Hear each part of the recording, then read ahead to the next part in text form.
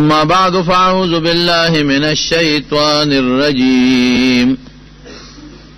بسم الله الرحمن الرحيم ولقد كان لكم في رسول الله أسوة حسنة لمن كان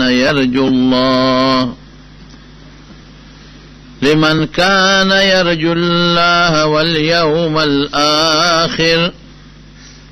وذكر الله كثيرا. تیرہ جمعہ ما د نبی علیہ السلام مبارک د سیرت د تقاضا په بنیاد خبره کړې وه. میاشت د ربیع الاول و نو ځکه مې دا ضروري خبره وچېړله چې د نبی کریم صلی الله علیه وسلم سیرت خلق بیانوي، داغي حالات او واقعات بیانوي، خو ضروري خبره دا ده چې د نبی علیہ السلام د سیرت زموږ نه څه تقاضا ده، موږ نه څه غواړي. ما درته ویلي چې د پیغمبر علیہ السلام د سیرت د بیان داغي د حالاتو د واقعاتو د ذکر مقصد دا دی چې موږ د پیغمبر علیہ السلام په سیرت عملو کو غخپل کو،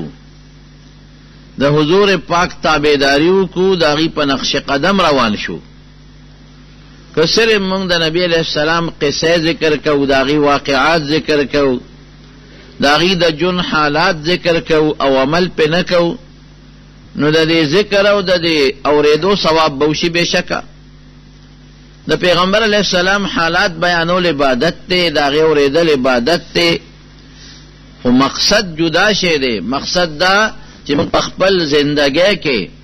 او په خپل جون کې د نبی کریم صلی الله علیه وسلم سیرت راولو، هغه موږ په خپل جون کې یقیني کو، دا لوی مقصد دی. او ما د قرآن حکیم آیت درته ویلو چې الله فرمایي لقد کان فی رسول الله لکم فی رسول الله اسوة حسنة، چې ما حضور پاک تاسو له بهتر نمونه لګلې ده، نو هغه نمونه په شان ځان برابر کې. او یو خبره مې تاسو ته د پیغمبر مبارک د سیرت کړې وه په 13 جمعه کې،